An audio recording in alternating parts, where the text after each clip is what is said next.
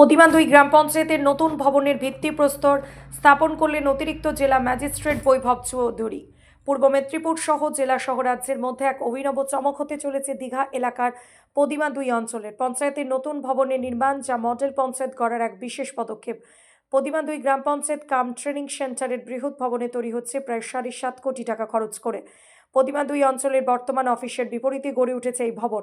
Ground ফ্লোরে থাকছে ১৮টি দোকানঘর, যেখানে পঞ্চায়েত এলাকার মানুষদের স্বনির্ভরতা দেওয়ার জন্য এক বিশেষ পদক্ষেপ। অন্যদিকে প্রথম তলায় থাকছে পঞ্চায়েত অফিসের মূল কক্ষ, তার সাথে থাকছে 3টি হলঘর। দ্বিতীয় তলে থাকছে একটি বড় মিটিং হলঘর, যেখানে ৭০০ জন মানুষ একসাথে বসতে পারে। অপর দুটি হলঘরে থাকবে যথাক্রমে ৩০০-১০০ জনের বসার ব্যবস্থা। প্রত্যেকটি তলে থাকছে উন্নত মানের টয়লেট ব্যবস্থা। পদিমা ২ অঞ্চলের প্রধান সুশান্ত পাত্র বলেন, এই নতুন ভবন ১ বছরের মধ্যে নির্মাণ শেষ হবে। এই ভবন নির্মাণ হলে এলাকার মানুষদের পরিষেবা দেওয়া আরও সুদূর প্রসারী হবে। সাধুবাদ জানাই যে আজকে বিবেকানন্দের ১৬৪তম জন্মদিবসে আমরা এই একটা শুভ কাজে আমরা হাত দিলাম। আমাদের এই পদিমা ২ গ্রাম পঞ্চায়েতের কার্যালয় এবং তার ট্রেনিং সেন্টারের উদ্বোধন ভিত্তিপ্রস্তর স্থাপন অনুষ্ঠান উদযাপন হলো। আমাদের ভিত্তিপ্রস্তরটা যিনি উদ্বোধন করলেন আমাদের পূর্ব মেদিনীপুর জেলার ভূমি সংস্কার আধিকারিক মানে ম্যাজিস্ট্রেট, অতিরিক্ত ম্যাজিস্ট্রেট বৈভব চৌধুরী, এবং ছিলেন আমাদের বিডিও, ছিলেন আমাদের সমস্ত পঞ্চায়েতের মেম্বার আছেন, প্রধান ছিলেন, এবং সকল জনপ্রতিনিধি এবং অন্যান্য নেতৃত্ব সব ছিলেন, এবং আমাদের এসএসজি গ্রুপ সহ এই এলাকায় যত হিতাকাঙ্ক্ষী আমাদের আছেন সবাই ছিলেন। পুরো মাঠ ভর্তি লোক ছিলেন। সবাইকে নিয়ে আমরা একটা সাক্ষী হলাম আজকে একটা আগামী দিনে আমাদের এই পদিমা ২ গ্রাম পঞ্চায়েত যাতে আরো ডেভেলপ করতে পারে, আরো উন্নতি করতে পারে, তার জন্য একটা ইনকামের রাস্তা তৈরি করা এবং প্রশাসনিক ভবন তৈরি করা, সঙ্গে ট্রেনিং সেন্টার। এটা আমাদের অনেক দিনের স্বপ্ন ছিল, এবং আমাদের যে পুরনো পঞ্চায়েতের বাড়িটা আছে সেটা এনএইচের মধ্যে পড়ে গেছে, ভেঙে যাবে। তাই আমরা আগে থেকে প্রস্তুতি নিয়েছিলাম। আমাদের এডিএম এলআর বৈভব চৌধুরী তিনি খুব সহায়তা করেছেন। আগে পূর্ণেন্দুবাবু ছিলেন, পূর্ণেন্দু মাঝি এডিএম সাহেব, তিনিও অনেক চেষ্টা করেছেন, সাহায্য করেছেন, এবং পিএনডি আমাকে খুব হেল্প করেছে, পঞ্চায়েত এবং রুরাল ডেভেলপমেন্ট দপ্তর, তারাও আমাকে প্রচুরভাবে হেল্প করেছেন। সমস্ত সবার সহায়তা নিয়ে আমরা এই কাজে আজকে সামিল হলাম। আমাদের ইচ্ছা আছে যে আগামী 1 বছরের মধ্যে আমরা ঘরটা কমপ্লিট করবো। 5তলা বাড়ি, অনেকটা বড় আমাদের কাঠামো। তবুও আমাদের ইচ্ছা আছে প্রথমে গ্রাউন্ড ফ্লোরে আমাদের দোকান আছে, 18খানা দোকান আছে, সঙ্গে একটা ডাইনিং হল আছে, আর একটা এসএসজি অফিস ঘর আছে, এবং টয়লেট ব্লক 2টো করে আছে 2 সাইডে, এবং প্রত্যেক ব্লকেই লেডিস জেন্টস আলাদা আলাদা করে করা আছে, এবং অত্যাধুনিক টয়লেট ব্লক করেছে এখানে, যাতে একদম এয়ারপোর্টে যেমন সব টয়লেট হয় সেইভাবে যাতে যা আয় হয় সেটা পঞ্চায়েতের ফান্ডে মানে ডেভেলপমেন্টে ব্যবহার হয়, সেটা কোনো কোথাও যায় না, এলাকার উন্নয়নেও ব্যবহার হয়। আর ফার্স্ট ফ্লোরে রয়েছে আমাদের পঞ্চায়েত ভবন, যেটা পঞ্চায়েত অফিস। আমাদের পুরো হলটা 28,000 স্কোয়ার ফুট এরিয়া আছে, সেখানেও বিভিন্ন রকম দপ্তর রাখা হচ্ছে। আর সেকেন্ড ফ্লোরে আমাদের পুরো ট্রেনিং সেন্টার পুরোটাই, সেটা 700 লোকের একটা বসার একটা বড় হলঘর, যেটা এখানে এই জায়গায় এত বড় হলঘর কোথাও নেই এত বড় মিটিং করার জন্য। তো সেরকম ট্রেনিং সেন্টার হলঘর আছে, তার সঙ্গে আরো 2টো হলঘর আছে ছোট ছোট, যেটা কম্পিউটারাইজ পুরো থাকবে। আর থার্ড ফ্লোর করে থাকার জন্য ব্যবস্থা, যারা ট্রেনিং এ আসবেন এখানে, যে দীঘা একটা পর্যটক স্থান এবং একটা ধর্মীয় স্থান হয়েছে, মহারাজ করে দিয়েছেন, একটা জগন্নাথ মন্দির। তো যারাই আমরা ট্রেনিং নিই, আমরা যখন বাইরে ট্রেনিং নিই, কল্যাণী বা অন্যান্য কালিম্পং যাই, সেখানেও দুটো জিনিস দেখতে হয়, যে গিয়ে সেখানে কি পাবো, সেই ট্রেনিং করবো, ওর সঙ্গে কি পাচ্ছি। এটা আমাদের বড় পাওনা, যে দীঘার মতো জায়গায় ঘুরতে লোক আসতে পারবে, রথ দেখা, কলা বেচা দুটো একসাথে হবে। সেই লক্ষ্যে আমাদের করা। কত টাকা? পুরো 7.5 কোটি টাকার আমাদের ব্যয় নির্মাণটা হচ্ছে, এবং টেন্ডারও হয়ে গেছে। আগামী এই মাসের লাস্ট 21 তারিখ থেকে আমাদের কাজটা শুরু হয়ে যাবে। দীঘা আসার পথেই পঞ্চায়েত ভবন এক আকর্ষণীয় স্থান হয়ে উঠবে। রামনগর 1 ব্লকের ভিডিও কুন্তল চ্যাটার্জি বলেন, যিনি প্রধান একটা খুব সুন্দর প্ল্যানিং করেছেন।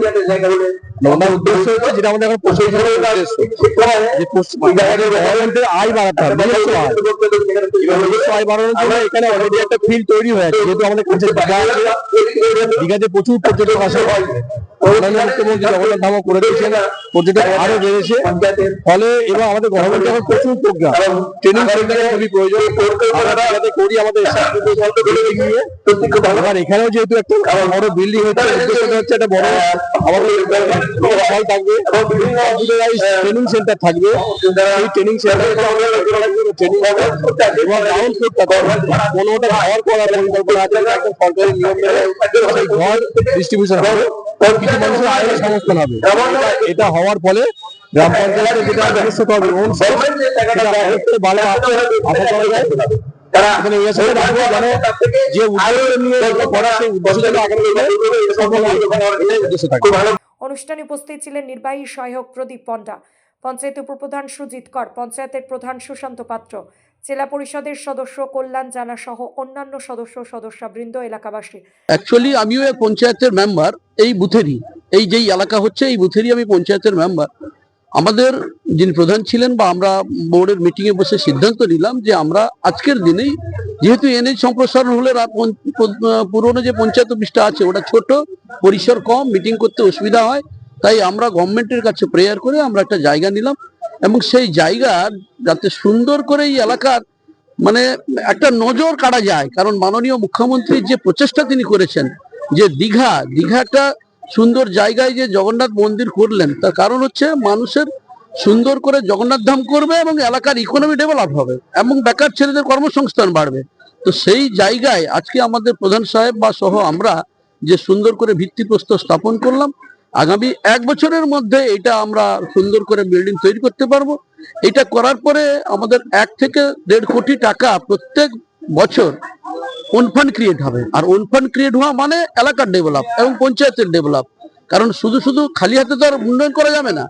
তো সেই জায়গায় আমাদের প্রধান সাহেব আমরা সবাই এক হয়ে আজকে এই মহতি প্রতিষ্ঠানে আমাদের বৈভব স্যার AIS অতিরিক্ত মুখ্য জেলা শাসক তিনি এসেছিলেন এবং ভিত্তিপ্রস্তর স্থাপন করলেন। তো এই এলাকার মানুষজন সত্যিকারে উপকৃত হবে এবং এলাকা ডেভেলপ হবে। হ্যাঁ, পঞ্চায়েত নিজে দাঁড়িয়ে যেভাবে করছে এবং এলাকার তার SSG যে মায়েরা আছেন তাদেরও উন্নয়ন হবে এবং যারা ছোট ছোট বেকার ছেলেরা তারা স্টল নিয়ে দোকান করতে পারবে, তো তাদেরও ডেভেলপ হবে, এইসব এলাকাই ডেভেলপ হবে। না, আমার কোন এলাকা থেকে আমি ওই অলঙ্কারপুর যেইখানে মিটিংটা হলো, ভিত্তিপ্রস্তর স্থাপন হলো, ওই এলাকারই গ্রাম মেম্বার। যে আমাদের যে পঞ্চায়েতে যিনি প্রধান রয়েছেন সুশান্ত পাত্র, আমি রয়েছি বিরোধী দলনেতা হিসাবে প্রদীপ্ত পয়রা। অতএব আমি বর্তমান পঞ্চায়েতে এসে দেখেছি এখানে আমাদের বিরোধিতা দলগতভাবে থাকলেও কাজের ক্ষেত্রে আমাদের কোনো বিরোধিতা নেই। আমার সঙ্গে যে কোনো কাজের বিনিময়ে ওনারা আগে কনসাল্ট করেন যে আমরা এই কাজটা এই পঞ্চায়েত সমিতি থেকে বলুন, যারা পরিষদ থেকে বলুন, অন ফান্ড থেকে বলুন, ফিনান্স থেকে বলুন, যারা কাজের নমুনা আসে আগে আমার সঙ্গে ওনারা বসে প্রধান উপপ্রধান এবং আমি এবং আমার পঞ্চায়েতের স্টাফ থেকে আমরা সিদ্ধান্ত গ্রহণ করি যে কোন কাজটা কিভাবে করতে হবে। আমার সঙ্গে সলা পরামর্শ করার পরে কাজটাকে প্রস্তুতিতে এগোনো হয়, তারপরে কোটেশন হয়, তারপরে টেন্ডার হয়, বিভিন্ন রকম পর্যায়ে যায়। উন্নয়নের কাজের ক্ষেত্রে কোনো বিরোধিতা না, আমাদের ক্ষেত্রে এই পঞ্চায়েতে বিশেষ করে বিরোধী দল থাকাকালীন পঞ্চায়েতের মাধ্যমে কোনো কাজের বিরোধিতা আমরা করিনি বা প্রধান সাহেব আমাকে বাদ দিয়ে কোনো কাজে অগ্রসর হননি। বর্তমান আমার সঙ্গে কোঅপারেশন করেই কাজ করছেন, এটা খুব ভালো লাগছে এবং আমি এই প্রধানের সঙ্গে কাজ করে খুব খুব শান্তি প্রয়োগ করছি, কারণ উনি কোনো প্রকার কোনো নেগলিজেন্সি বা কোনো প্রকারে কোনো দুর্ব্যবহার বা বিরোধিতার কোনো জায়গা উনি রাখেন। রামনগর থেকে নিজস্ব প্রতিনিধি রিপোর্ট, DN আপডেট।